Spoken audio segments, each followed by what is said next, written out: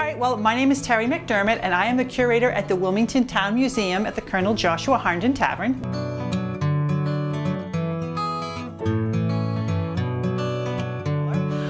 Today we're talking about an exhibit we have about Wilmington High School, the history of Wilmington High School, specifically 101 years of Wilmington High School, because within the past several years Wilmington has built a new high school and has a rather rich history of the old high schools that have been left behind. The high school that was demolished last year served as Wilmington's high school from 1950 to 2015. And before that, the building that a lot of us know as the Swain School served as the high school from 1914 to 1950. So if you put that together, we have 101 years of Wilmington High School. So once the old high school was demolished, we received a lot of artifacts and photos and whatnot from the high school that we have put on exhibit here today. Well, we have a lot of photos, and photos is probably the big thing, especially athletic photos from the 1950s and 60s of teams and whatnot. But we also have some uniforms. We have some old Wilmington Alpha, which was the high school newspaper in the 1920s anyway. It was the Wilmington Alpha. We also just have a couple of kind of cool things, our invitations to the prom. We have the newspaper from just last year when the new high school opened, but that's kind of a cool feature to see.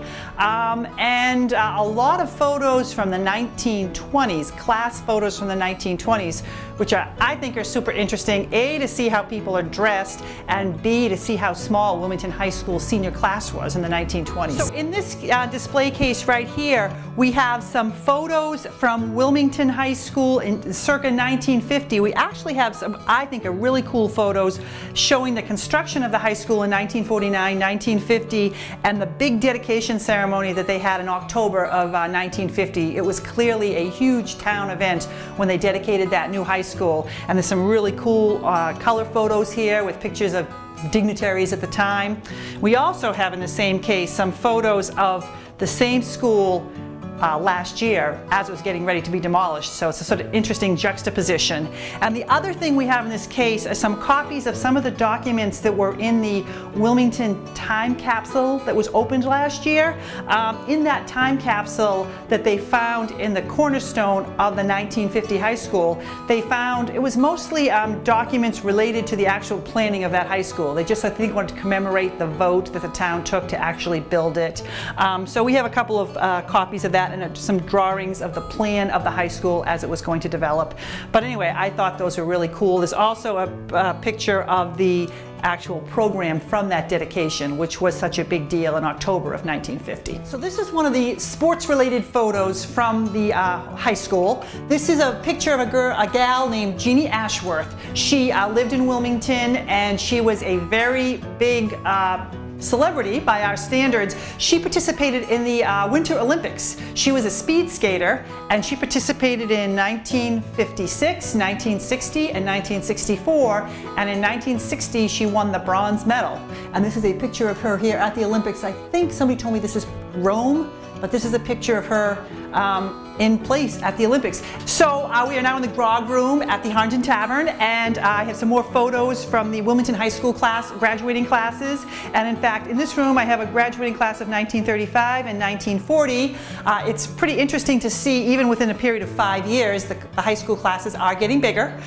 Wilmington was growing a lot in the mid-20th century. In fact, by 1950, when they built that new high school, what was the new high school then, it was desperately needed. And the other interesting thing to me about these particular photos is J. Turner Hood is the principal of the high school, and he was for quite a few years. He was very involved in the push to get a new high school in 1950, but by the time the high school opened, or shortly thereafter, he had actually moved to working in North Reading. Reading or North Reading, and in fact I believe they have some buildings or schools in that town named after him, so he was considered a pretty important educator in the area. So we have an awful lot of photos and other artifacts, uniforms and things like that here. A lot of the things that we have on display right now, Stephen Berghaus, who's a volunteer at the museum, has helped me put a lot of this together. He worked with people, public buildings, when they were demolishing or getting ready to demolish the high school, to find things that we would be able to save and preserve and use for our exhibit. I would also say too, I wanted to mention that as part of the photos that we have here, there's a lot of photos dating back to the 50s and 60s and maybe 70s of sports teams and whatnot.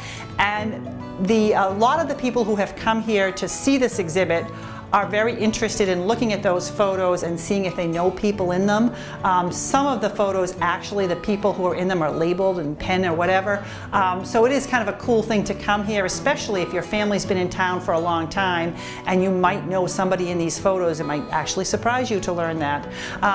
In addition to the sports photos, which is a big part of our exhibit, we also, a lot of the class photos and things like that I have were from the Wilmington Library. So we are very grateful to have those to exhibit. If you want to see this exhibit, of course, the museum's regular hours are Tuesday and Thursday from 10 to 2. We're open generally the first Sunday of the month from 2 to 4. But you can also contact me on the phone or through my website and make an appointment if you would like to come in a special time to see it.